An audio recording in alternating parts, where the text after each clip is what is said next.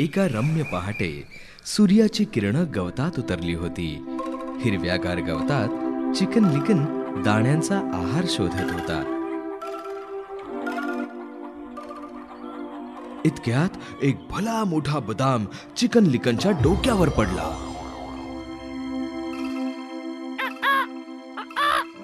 Chicken लिकन घाबरून आकाशाकडे बघू लागला. आभाळ कोसळलं. मला लगेच राजाला ही बातमी सांगायला हवी. आणि ही गोष्ट सांगायला चिकन लिकन घाबरून राजवाड्याच्या दिशेने धावू लागला. धूम ठोकून धावता धावता थोड्याच अंतरावर त्याची धडक माहिती कोणावर झाली? हेनी पेनीवर. अरे चिकन लिकन, काय झालं? हे पेनी, या गोष्टीवर तू विश्वास ठेवणार नाहीस. आज काय झालं माहितीये, मी माझा आहार शोधत असताना आभाळाचा एक मोठासा तुकडा माझ्या डोक्यावर पडला. आणि हे सांगायला मी आता राजाकडे चाललो आहे की आभाळ कोसळत आहे. हेनी पेनी सुद्धा चिकन लिकनची गोष्ट ऐकून घाबरून गेली आणि म्हणाली, बापरे, मोठंच संकट आहे. चल मी पण येते. आपण दोघं जाऊन राजाला ही गोष्ट सांगूया. आणि अशा प्रकारे चिकन लिकनच्या या यात्रेमध्ये हेनी पेनी देखील सामील झाली. दोघे राजवाड्याच्या दिशेने धूम ठोकत धावू लागले. धूम ठोकून धावता धावता थोड्याच अंतरावर त्यांची धडक माहितीये कोणावर झाली?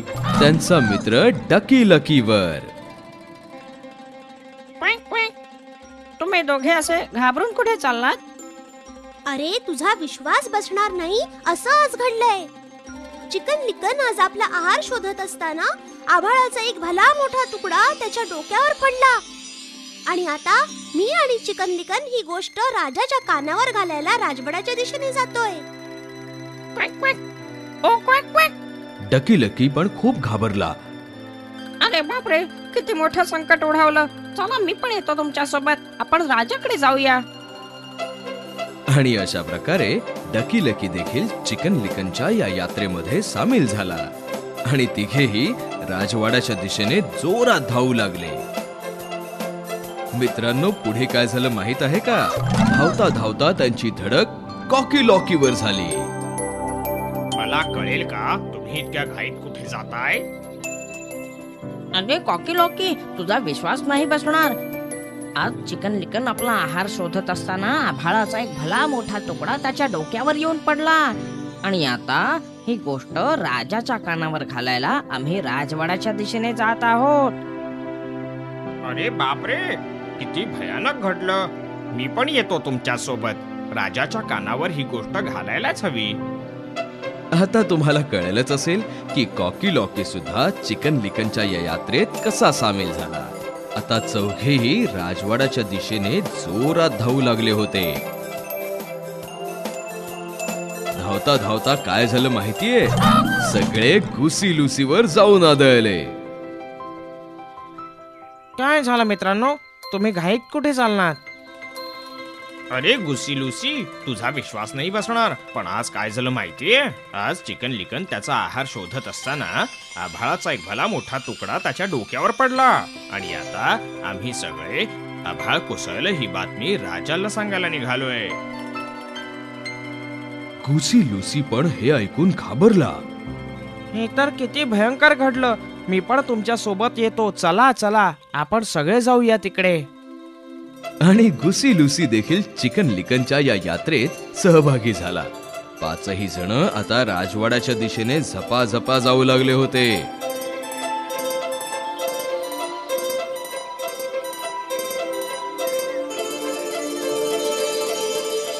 आणि तेवढ्यात त्यांना दुरून एक हाक ऐकू आली. ती हाक फॉक्सी लॉक्सीची होती. सुप्रभात मित्रांनो, काय योगायोग आहे. तुम्ही 5 मित्र आज घाईने कुठे चालला आहात? आणि तो धूर्त नजरेने त्यांच्याकडे बघू लागला.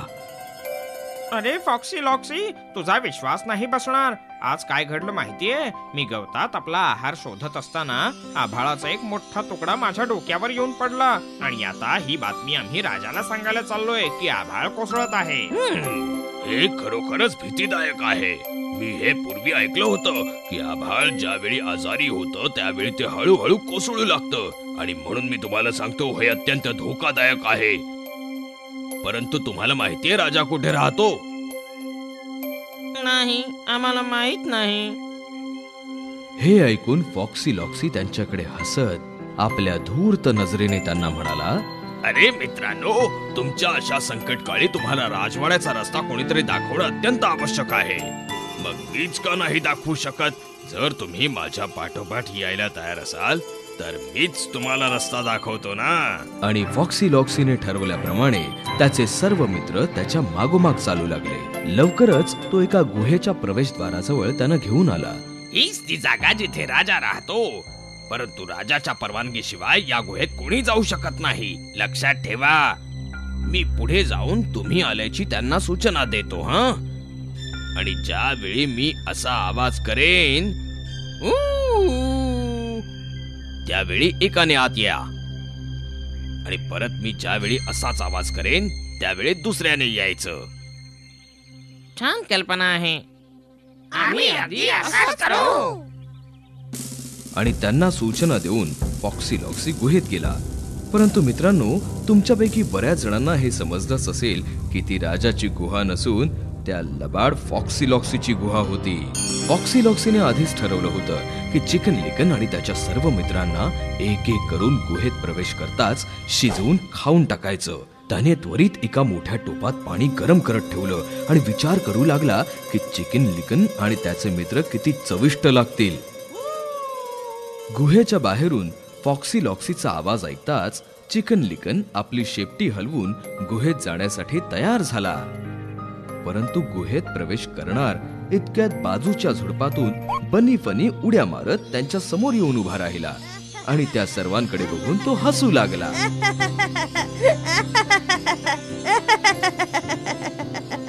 अरे बनी फनी, तू एवढा का हसतोयस? मला राजाकडे जाऊन सांगू देत ना की आभाळ कोसळत आहे म्हणून. तुम्ही सगळे मूर्ख आहात. आभाळ कधीच कोसळत नाही. काय म्हणतोस तू? आभाळाचा एक तुकडा चिकन लिकनच्या डोक्यावर पडला आहे.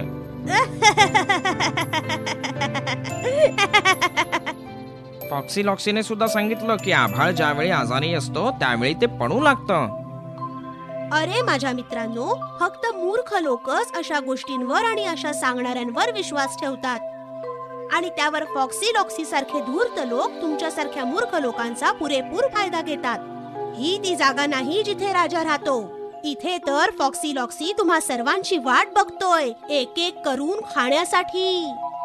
हे ऐकताच त्या सर्वांनी सुटकेचा निश्वास सोडला आणि एकत्र म्हणाले, आम्हाला वाचवण्यासाठी धन्यवाद बनी फनी. तुमचं नशीब की मी तुम्हाला इथे जवळपास भेटलो. परंतु यापुढे कुठल्याही ऐकलेल्या गोष्टीवर आंधळेपणाने विश्वास ठेवू नका. आपलं डोकं लढवा. ठीक आहे. असं बोलून ते सर्वजण आनंदाने घरी परतले. असं ऐकण्यात आलं की तो धूर्त फॉक्सी लॉक्सी ओरडून ओरडून त्यांची वाट बघतच राहिला. पूर्ण दिवस घशातून निरनिराळे आवाज काढत राहिला, ज्यामुळे तो बरेच दिवस अन्नाचा एकही कण खाऊ शकला नाही. पुन्हा एके दिवशी एक भला मोठा बदाम चिकन लिकनच्या डोक्यावर येऊन पडला. त्या दिवसानंतर चिकन लिकन आणि त्याचे मित्र कोणीही काहीही सांगितलं तरी स्वतःच्या बुद्धीचा वापर करू लागले, ज्यामुळे ते सगळे त्यानंतर कधीच मूर्ख बनू शकले नाहीत.